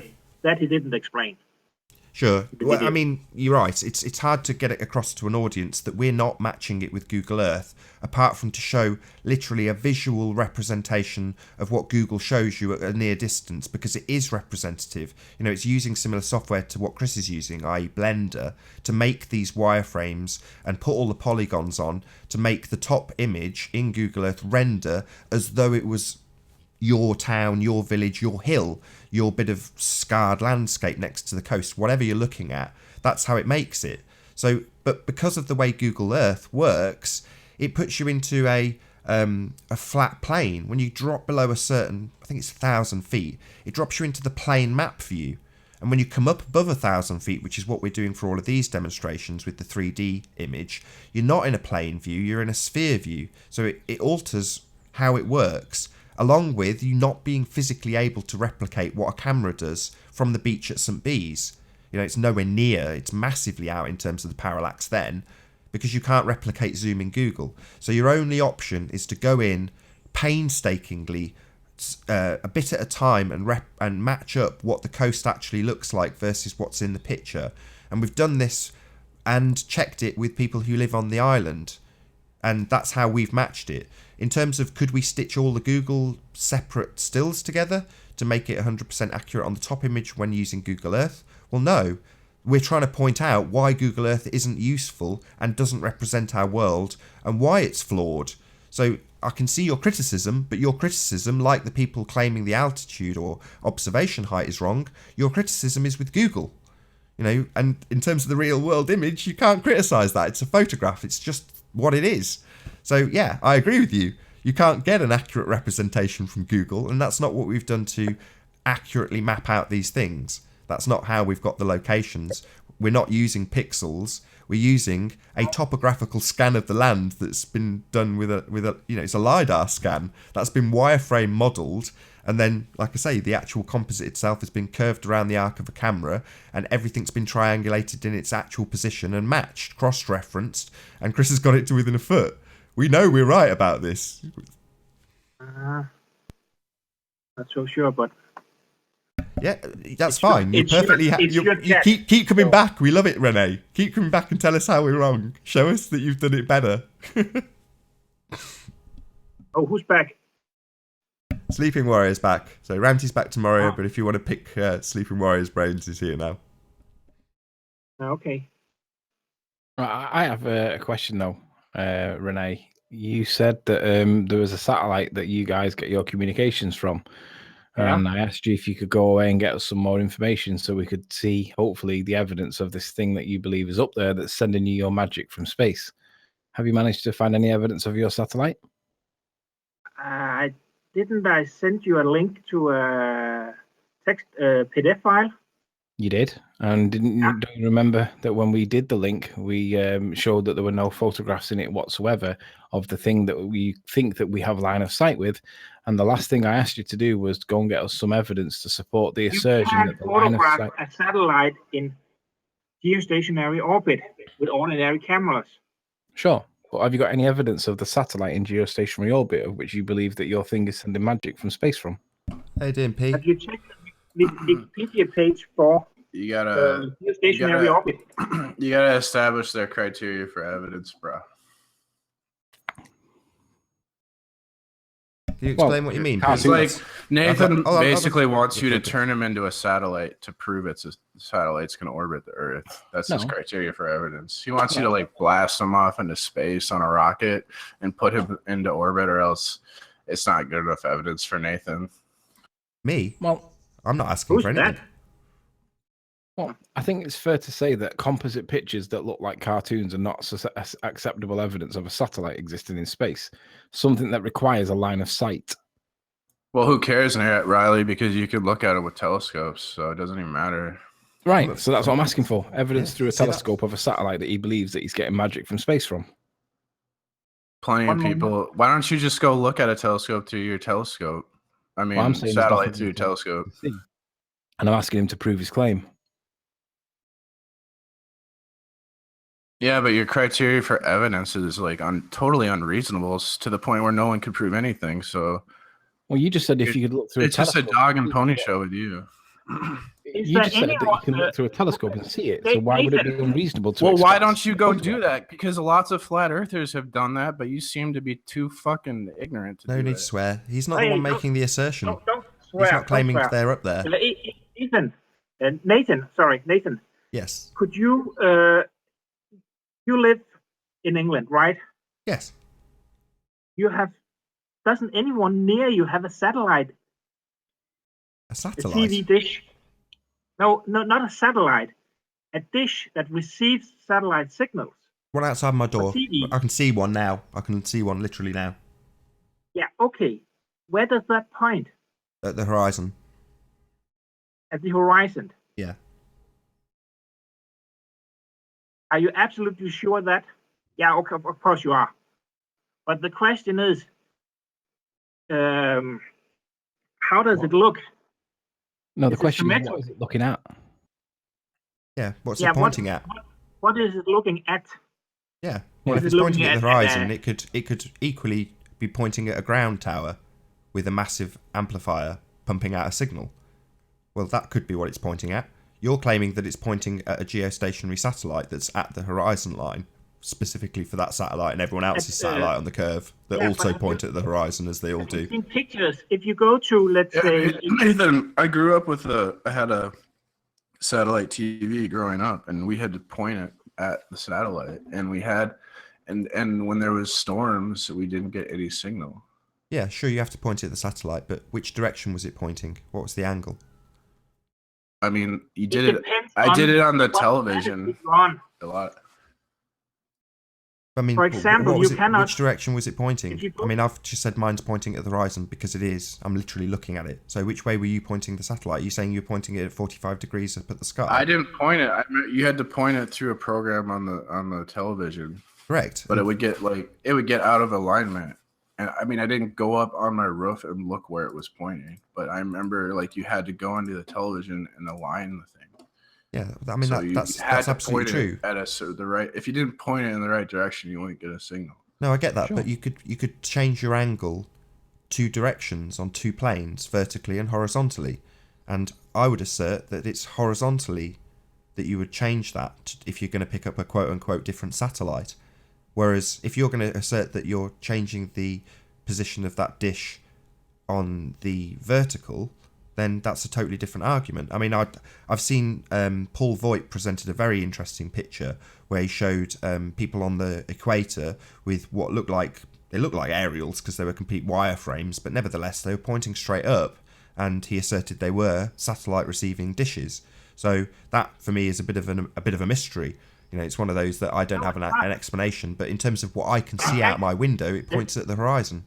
Like, why would we have to provide evidence of satellites when it's absolutely abundant everywhere? Well, then it should be easy to find. That's what we're asking for. It should be easy to prove then. But it's a completely abundant all over the place. Like, so find one and show us. You're making an assertion that there is no evidence, but no, I'm not saying that. We're saying show us the evidence that they exist, and so far not so good. So far, lots of people have come on and asserted their beliefs based on extrapolations. But what is your criteria for evidence? Well, a cartoon picture is not it. I got something. So can you answer my question? Seeing it. A photograph through a telescope, that was what you said was easily done. That would be acceptable. Someone showed you that. I watched it happen. Can you see my screen now? Yeah, I'll put it on. Hold on one sec.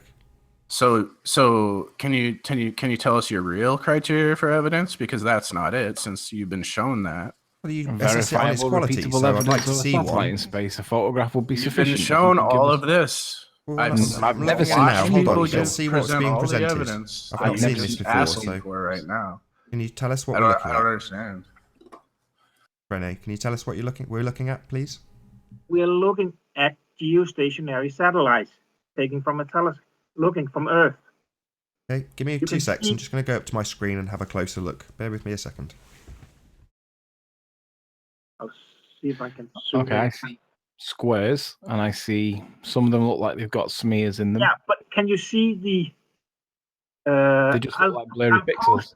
Listen, I saw a satellite with my naked eye. They look like blurry pixels. Yes, exactly. That's what they are. So a blurry pixel's acceptable evidence for you guys to prove satellites if they're not acceptable evidence for us to prove lighthouses at Loch Ness. I was just about to say that. So what we have at Loch Ness is, in some instances, probably a similar number of pixels, maybe 6 or 8 pixels, which is... But if you look at the picture, you can see these lines here. Oh, hold on, just let me just I've seen a satellite with my naked eye, Riley. No, just say, totally just bear with me a second, P. Anecdotal evidence, dude. I just want to get this point in. So how can I not prove it? I'm just trying to explain. You've asked for the standard, and now I'm saying I witnessed it. That's evidence. If a witness in court, if I witness a crime, that's evidence, Riley. Unless you're lying. Yeah, but it's subject to the Turnbull guidelines, of which they say do not rely entirely on witness statements because they can be often wrong. But you don't have to, because there's tons of evidence everywhere for satulites. So you sure, don't have to we're rely being on presented my some witness P, and we're talking about it, P. So we have a claim. Yeah, so just before we get off this subject, there's no claim. P, I mean, you haven't. There's no dispute that satellites exist. There is. That's what's happening literally right now. Where? Right now, literally as we speak, but you're that's not exactly what is happening. So for you to assert there's no discussion about the subject when we are literally discussing it, that is ridiculous, P. Come on, just let me get my point. It's going to take me 10 seconds. No, you don't have any justification to dispute satellites. You haven't heard it yet. You haven't heard P, it. I might be agreeing. You haven't heard it. You just won't let me talk. I might be agreeing. What I'm going to say might be in agreement. You just don't know yet, P. You're just triggered. Let's talk about... No, Rene, I want to get my point in. Bear with me. I want to get my one point in. Whether it gets in, I don't mind if it takes 10 minutes. Can you put it back up, please? Just a second, Rene. Sorry. Thank you. I'll have to find it. Yeah. There we go. So what we have in the case of Loch Ness Lighthouse is a similar number of pixels as some of the ones I've just gone and looked at. Maybe 6 or 8 pixels. And in the case of Loch Ness Lighthouse, there is a literal picture of Loch Ness Lighthouse and its shape and size to compare it to the pixels, and they look the same. So I can look at it and go, that looks the same as the presentation taken from 50 feet away, even though it's 51 miles away. Now in this case, we've got a similar number of pixels, so maybe if you can show me one of those, specifically one of those clusters of pixels and compare it to the satellite it represents. So I can make, a similar sort of judgment call. Does it look like a lighthouse? Yes, it does. It's lighthouse shaped. Does this look like a satellite? That's a ridiculous exercise and nonsense. Okay. The problem is this is just pixels. So if I was just to show you Lagness, if I was just to show you how you Lagness, establish whether things exist in your life, Nathan. Like, yeah, well, it's exactly where it says. It's exactly where it says. That's why you're such a useless person. It's exactly where it says it should be on the map, and we have a comparison that we can compare it to, and we've done all of the above to establish whether or not it is that thing. And we've done exactly that. Now, what you're doing is tantamount to me just presenting who you. Would ever Hold on. determine whether It's tantamount to me showing you by doing this only the pixels of the lighthouse. P, for God's sake, why are you so triggered today? What is it about satellites that you're so attached to? I'm not triggered. I don't understand. Like, I'm trying to explain. You keep talking over me and getting annoyed. Justify not believing in satellites. I'm trying to explain that. You've said it 4 times, P. You're getting annoying. You keep saying, why do you keep asking me why you have a justification in this? You're just repeating yourself again and again with the same point. It just makes no sense. I'm trying to explain. You won't let me. You're not giving me any reason to not believe in satellites. You're not letting me. Yeah, let him. P-Miles, let him speak. So, if I was to present the Lagness Lighthouse on a black backdrop, just the pixels themselves, and nothing else, and assert that that is Lagness Lighthouse, you would reject it out of hand if there was absolutely nothing to compare it to, nothing to triangulate it with, nothing to assert that that's where it is. And that's exactly what's happening here. A cluster of pixels with a box around, and we just have to accept that that is the satellite with nothing to compare it to, nothing to verify that it's in that position, nothing. So it's rubbish. That's a ridiculous analogy. I don't accept your analogy. And okay, well because there's like way more evidence. Lottie's joined and left. Why? Lottie, I thought you would say something. How much time do we have left? Half an hour. Okay, good. I just wondered. Can I, Nathan? Yes. You know GPS, right? Say that again. You know GPS. The global positioning system. I'm showing on your screen now the Wikipedia page right now. Oh. Do you know it? I have used a GPS receiver on a few occasions. Yes. So. What a joke! See. If this is not satellite based, have you some kind of idea what it is if it's not satellite based? Yeah, an advancement in the Lorenz system, which would use ground-based towers. And coincidentally, we have a lot of ground-based towers. We also have a situation... Hold on. We also have a situation where we lose planes, where there aren't any ground-based towers. So maybe I can ask you the question, why do we lose planes where there are no ground-based towers if we have global coverage? Transponder. I didn't get to the end of my question. We don't lose planes. That's a flat Earth propaganda lie. We've never lost planes. If you actually do research into it, Nathan, and so we found them. I don't know what you do. Deliver groceries. We don't lose planes on GPS, Nathan. That's a flat Earth lie. You should look. So what happened to MH370, and why couldn't they find it? Because someone shut off the transceiver. Oh, that's a funny coincidence. Is there any evidence that that's true? Let's see the evidence for that, Rene. Let's hear Where's the evidence that we lose planes on GPS? Sorry, did you not hear what Sleeping Warrior just said to you? Hold on, Rene. P. Mars, did you not hear what you're making assertions without showing any evidence, and that you're asking this guy to show evidence for satellites existing? That's ridiculous. Fact. There is a plane that went missing. That is a fact. Are you going to challenge that fact, P? No, I'm not going to challenge that fact. Right, we good. Lost it. How you doing, human? I have no idea why. Hold on. How you doing, human? Hello, it is I, Human Sheeple. Good to see you, Human Sheeple. Thanks for being here. Listen, I would just like to say thank you for having me. I appreciate it very much. Good. So the answer to why that plane went missing is, according to you, on a plane that we've lost, someone turned off the GPS receiver, correct? No, they turned off the transponder. Every plane has a transponder that sent out its position. And if you turn that one off, it's actually only military radars who can track it. Dawn Treader, say hello. Hi. Hey, Dawn. Well, I just popped on to say Human Sheeple runs a Discord cult of flat Earth. They indoctrinate people every day. The horrible person. No, this is lies. I do not do cult. I am very, very, very honest guy. I've got screenshots of you indoctrinating people, mate. I wouldn't have them on your show if I was you. What you got, Mr. Dawn? Trader, you are lying. Please stop telling the lies. Thank you. I've got screenshots. Let's have a look then. I'm not going to put them on now. Why not? Please provide evidence of human sheeple in cult. I would like evidence. Thank you. No. For what? Okay, so what's your purpose in being here?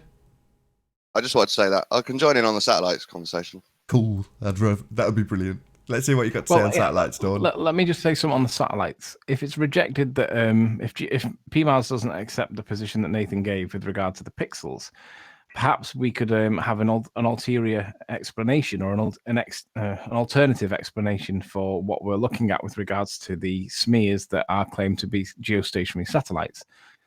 Am I sharing at the minute? Who's sharing? Anybody? No. I am. Yeah, this one. Okay, so Nath, if you wouldn't mind, would you share my screen? Sure. So on the Metabook website, there's a lot of information about Project Loon, which is the Google thing to do with helium balloons. And given that helium is apparently NASA spends more money on helium than it does on rocket fuel. They are the biggest consumer of helium out there, and Project Loon is something that is a thing. It is there. Is Hello, it not Flat more Earth, how you feasible, doing? probable, and likely? Flat Earth Destroyed, how you doing? Can you hear us? Say hello? Hello?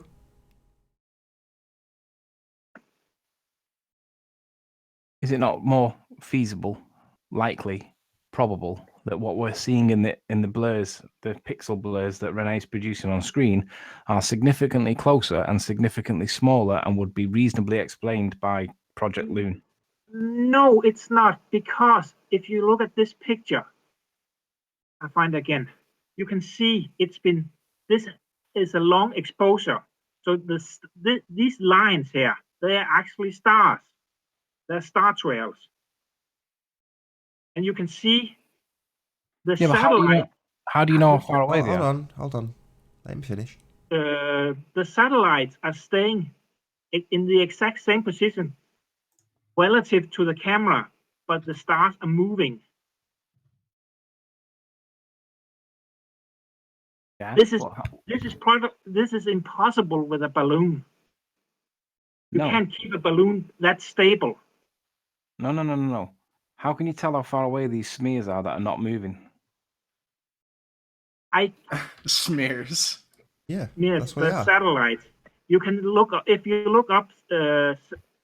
Sorry, I have to. Here, they are 35,786 kilometers. Okay. In the geostationary orbit. You need to end this smear campaign, Riley. Hang on a minute. You're saying these satellites are at 22,000 miles? Yeah. Bear with me. And because of that, their orbit time is 24 hours. The closer you are to the Earth, the faster is your orbit time. Got an approximate size of any of these, Renee? How big are one of these satellites in your picture? The picture you had up earlier.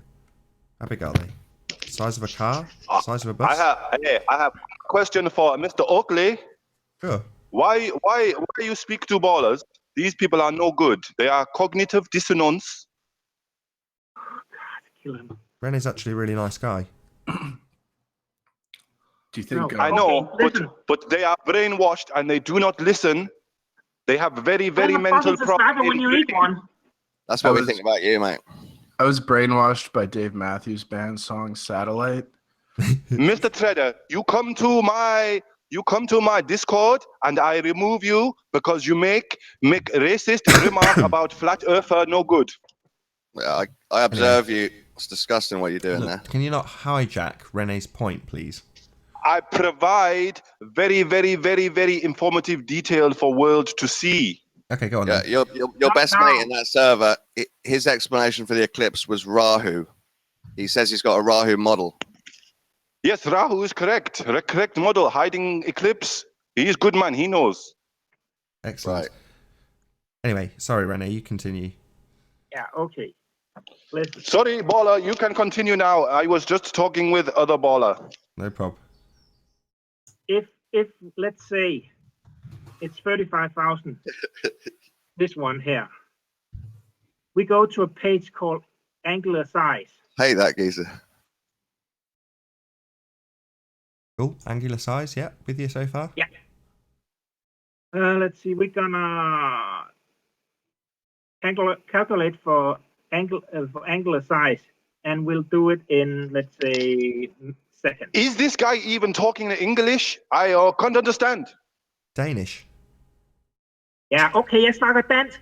Og hvad så? That sounded like Chinese when you're ordering food. Anyway, Yeah, can we just cut the racism and let him get Well, to the end? This guy is I tell you, he has been my server. I know he fake. He is lying to you. Not lying. He's just presenting his argument. He's not. Anyway, He is sorry, trying Rene, about to this. believe you, Nathan. Please believe. Cool. He's cutting and pasting it in so we get an angular size. Great. Yeah. And the size, how big is the geostationary satellite? That's 20 meters. 20 meters. That means it has an angular size of 0.1 seconds. 1 second. But I thought Hubble's got like a 0.3 second angular resolution. So you're saying that to see it, you need something that's better in terms of its angular resolution than the Hubble? Yeah, it's angular size. Let's say I am small. who man sheeple. The Who angular man size- sheeple. The angular size That's seems what way you do too... to your cult. You turn them all into sheeple. Sorry, guys. Can you just calm down Believing a in a second? fantasy. Yeah. Dawn, You're being very please don't disruptive. send me sexy messages anymore. No good. Please, can you stop Fantasy with no interrupting? proofs. Can I join your cult? Yeah. You So don't the want it. angular, the angular size is way too small to see. No, yeah, I am exactly. human sheeple. My That's cult has exactly a what I'm weight. telling you. Guys, Wait, I'm going to start booting you out if you can't shut up. You So- human Leave your shepherd humour for the of gaps. sheeple. You are. Just leave your humour for the gaps. I'll let you get away with it if you're not talking over somebody's point. He's only going to make it and it's going to take him 60 seconds. Then you can do as much Sorry. jokes as you like. If I calculate the angular size of the ISS, it comes with 500 kilometers and 120 meters in whatever in size. It comes up to about 49 seconds. Sorry, Angular size. you've just changed the ISS. So the satellite that you just took us to was Yeah. 0.1 of an arc second in size. That's tiny. Yeah, 1/10 of an arc second. Right, well, I've just said the Hubble has got a 0.3 arc second resolution. So you're telling me that Hubble couldn't see this thing, yet you've got some amateur astronomer footage of it? Are you having me on? So, Nathan, you know Shut up, Dawn. you were Shut disputing your a mouth. pixel. Shut up! Rene, do you understand Okay, what I've sorry. just said to you or not? Yeah, okay. What do you mean, yeah, I don't know okay? what Do you the understand that it's Hubble- too small to see, that satellite that you've just shown us the calculation for its arc second resolution? You understand that, right? It's too small. I don't think it can see. The Hubble telescope is not designed to see something that close. No, what I've said is the Hubble has got 0.3. I'm sure it's 0.3. If I'm incorrect, feel free to berate me in the comments, but I'm pretty sure that's the case. So this is too small to see with Hubble. You know, that Hubble's pretty good. It's got a pretty good, you know. Well, if you're going to correct me and say that it's big enough to but see, remember, what then it's looking- I'll go away and looking I'll at- research my It's position looking better. at objects that is light years across. It's looking at galaxies. Doesn't matter. It's just how big it is in arc seconds that matters. You know, Yes, this thing but in then you arc can't seconds. see Get it. this right. That's simple. You're saying it's half the size in arc seconds of the lunar rover on the moon. That's 0.2 of an arc second. This is 0.1. So it's half the size of the lunar rover. And you're telling me we can see it at whatever ridiculous see distance. as This is human. Can human talk? So you can't see this thing. It's too I small to can't. see. So I don't really understand what the... So what's the photo Hello? of? You need a very It's moving. high-powered telescope to see it.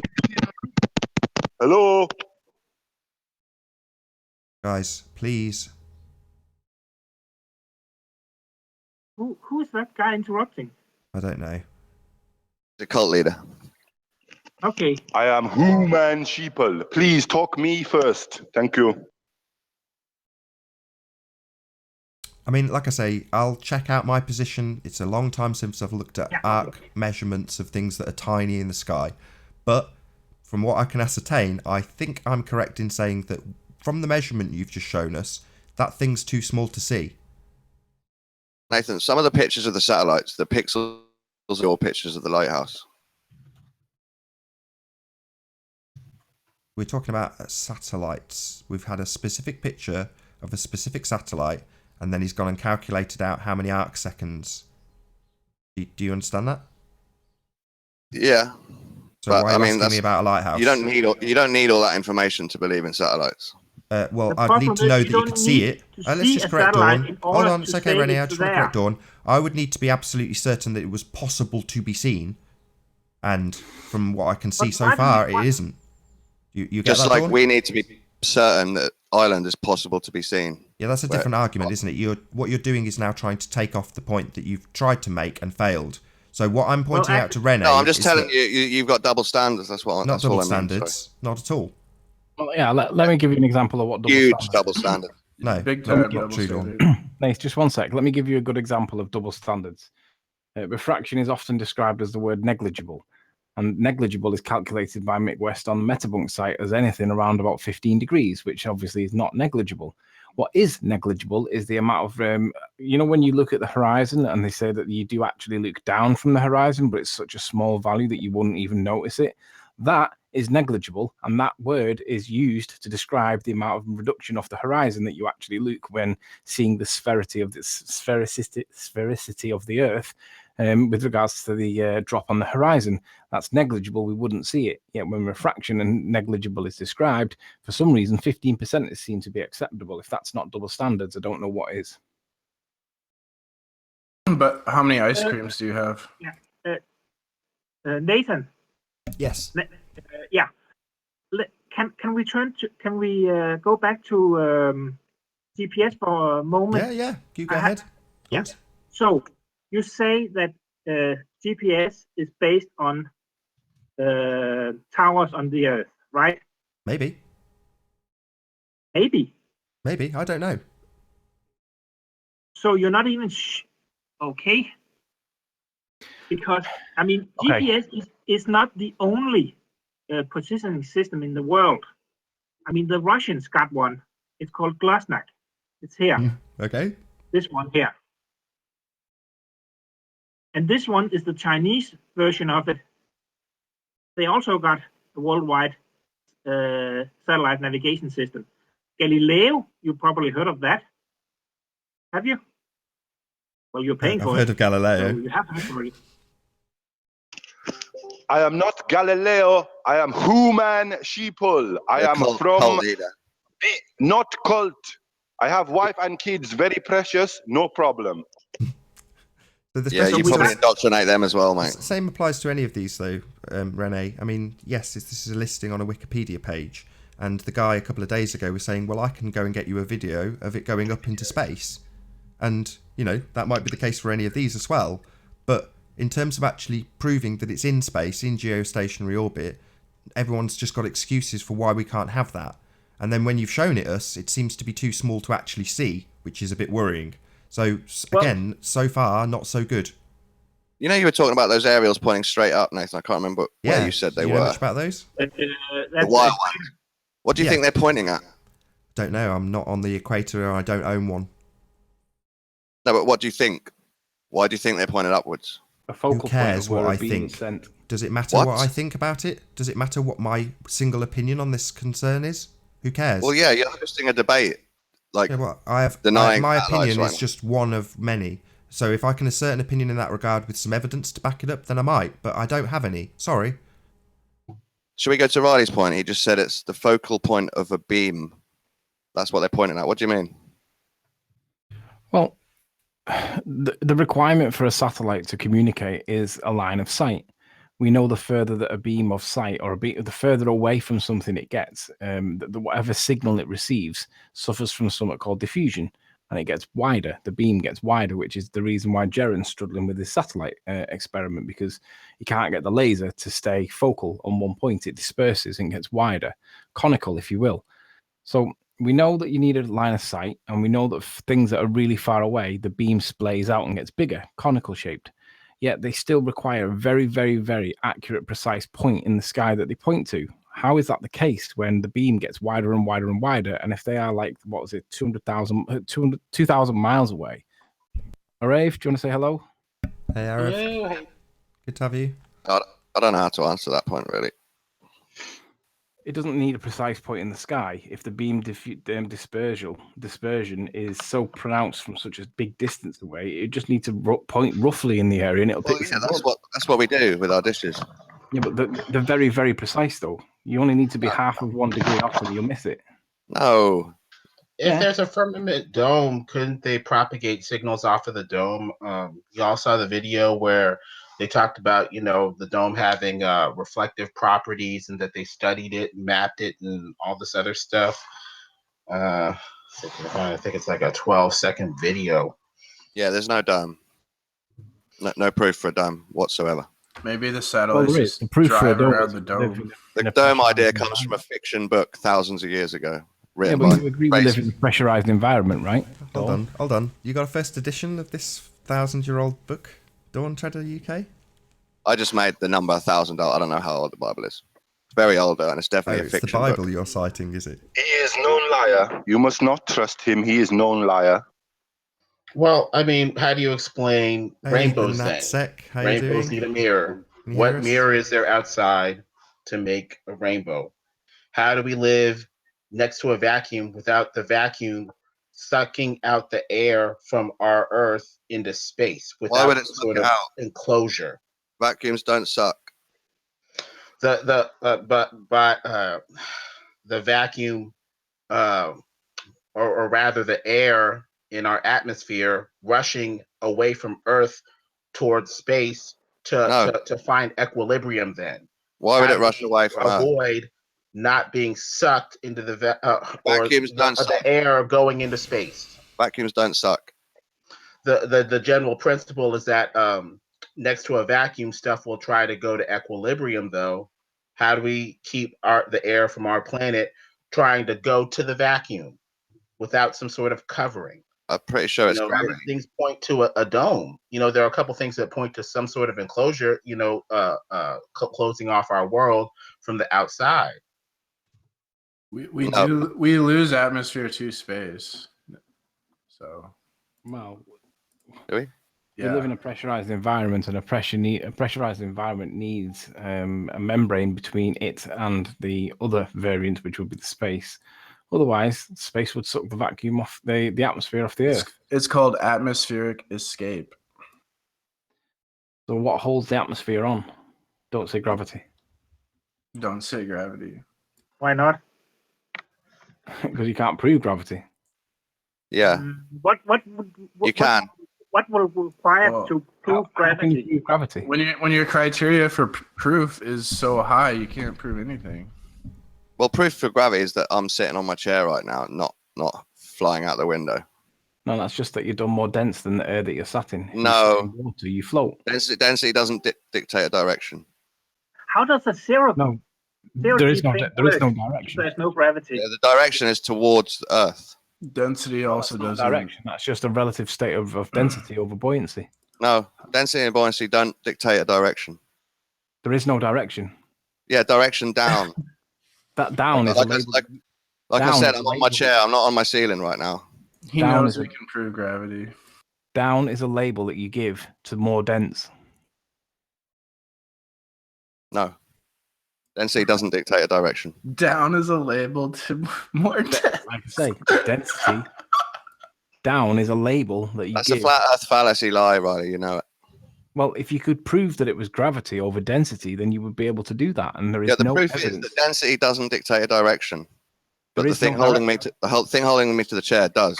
Gravity there is no direction. It's simply the term more dense or less dense. It's relative to the environment that you're in. Gravity is just acceleration, Riley. How could acceleration be density? That's it. This doesn't make any logical sense, dude. Do you know how a fractional distillation column works? What?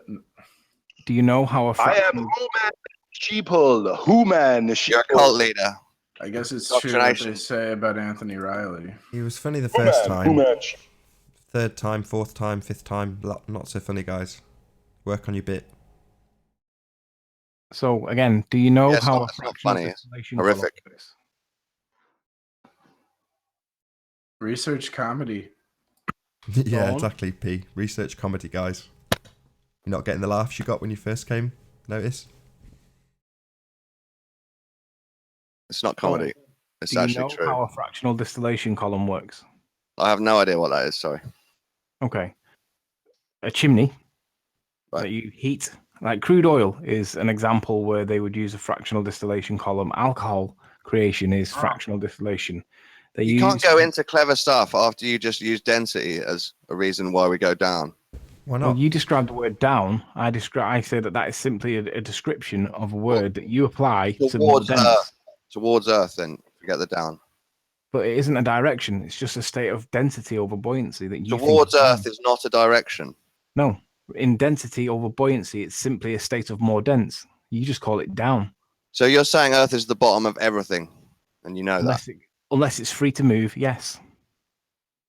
That's a huge, arrogant assumption, and you can't nothing prove can go past it unless it's fluid. But as the Earth is solid, nothing can push past it unless its density is far greater than the resistance of the Earth itself. So according to you, there's nothing under the Earth. No, that's not what I said. What do you think it is? Lava all the way down? I don't know. We've only drilled 8 miles down, and that's as far as I don't know. The thing is, we do know. There's a model that explains exactly what's there. What does? A model of globe Earth. Your model explains it. Yeah, but can it prove it? I don't know. I've never looked into proof, but well, we know that it goes much further than it goes much further than I don't know. Well, we know that the deepest hole that has ever been dug is 8 miles, right? They call a super deep borehole. What evidence is there? We just can't know what's deeper. One at a time, please. Say again, Don. We just can't know what goes deeper because we've only gone 8 miles. So, right, but your model can predict it, though, right? I think so. Yeah. There you go. So that solves everything. Your model predicts it, but the only thing we can actually prove is as far down as 8 miles. Everything else is conjecture. It's open to debate, right? Kind of. But you know that we're much further along than I don't know. Which is your point on your model. Evidence-wise, you're only as far as 8 miles. That's much better. I'll have a little guess. So what does the flat Earth model say about what's below 8 miles? I don't know. We don't have one. I don't have one. We shouldn't guess stuff that we don't know. We should basically prove it, and then we can make evidential claims to what we can prove. And with that, I'm going to say a massive, huge, enormous thank you, first and foremost, to the live audience for tuning in and hopefully sharing this show. Also, a massive thank you to all of the debating panel for making this debate possible. Be sure to like, comment, share, and subscribe. I've been Nathan Oakley, and I will see you all in the next video.